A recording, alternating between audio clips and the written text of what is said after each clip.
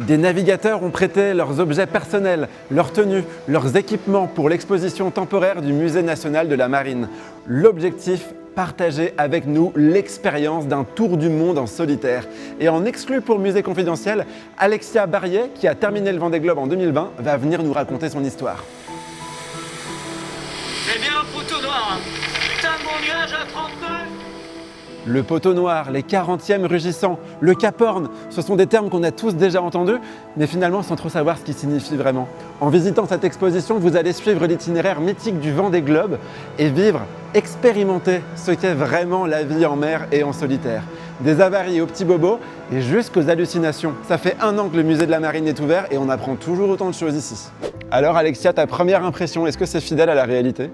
Cette expo, elle est waouh, j'ai un peu l'impression d'être comme dans ma deuxième maison. Je trouve qu'on a tous les aspects de la course au large ici sur cette expo. L'aventure, la technologie et même la recherche océanographique qu'on pratique sur nos courses. Ça me fait penser à tellement de souvenirs et tellement de choses qui m'ont inspiré, même plus jeune. C'est très émouvant pour moi d'être ici sur cette expo. Alors justement, est-ce que tu peux nous raconter comment est-ce qu'on prépare une performance comme celle-là ? On a tous un parcours singulier. Moi, je suis femme méditerranéenne, autant te dire que mon parcours est très éclectique. De l'âge de 3 ans de mes premiers bords en Méditerranée à l'âge de 12 ans où je décide de participer au Vendée Globe, il s'est passé quelques années, mais finalement j'ai pu réaliser mon rêve de petite fille après des navigations sur plein de bateaux différents avec des grands marins. C'est un parcours extraordinaire, je pense. Je trouve ça assez chouette de ne pas lâcher ses rêves, de travailler dur pour y arriver. Pour moi, c'est les messages que j'essaie de porter aux générations futures.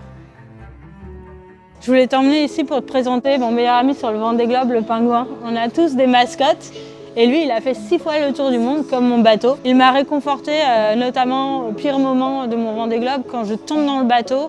10 jours avant l'arrivée, je me fracture le dos, je ne pouvais plus marcher. Donc je lui ai raconté tous mes malheurs à ce pingouin. Rassure-moi, il y a aussi eu des bons moments. Clairement, il y a eu plein de bons souvenirs, mais le plus beau, c'est passer la ligne d'arrivée. Cette émotion, c'est inimaginable ce qu'on peut ressentir à ce moment-là. Quand tu m'as proposé de faire un pique-nique, j'imaginais pas ça comme ça, une tartiflette lyophilisée, vraiment. Mais tu plaisantes, c'est mon plat préféré du Vendée Globe. Et à la maison, quand j'ai le Vendée Globe Blues, c'est un secret, je mange ça aussi. Okay. C'est aussi la seule option possible quand tu pars autour du monde en solitaire. On veut naviguer léger, c'est comme les astronautes, on est au gramme près. Et cette nourriture ne pèse pas lourd du tout. Et en plus, c'est bon. Finalement, quand on regarde toutes les étapes du parcours, on se dit que l'important avec le Vendée Globe, c'est pas de le gagner, c'est de le terminer. Mais tu sais, il y a quasiment la moitié des marins qui l'ont tenté, qui ne l'ont pas terminé. Et il y a plus de personnes qui sont allées dans l'espace que de personnes qui ont terminé le Vendée Globe. Mais finalement, c'est un peu le Graal. Et de quoi on a envie justement quand on est arrivé jusque-là ? Alors, on a l'habitude de dire que le Vendée Globe, c'est l'Everest des mers. Donc j'ai gravi l'Everest et mon prochain challenge, c'est marcher sur la Lune. Ma Lune à moi, c'est partir autour du monde avec un équipage 100% féminin sur un maxi trimaran.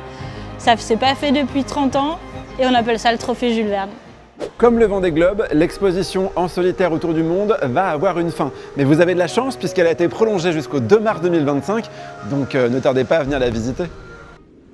Bon Alexia, vu que c'est la dernière de ma série Musée Confidentiel, j'ai décidé de t'inviter au resto du musée.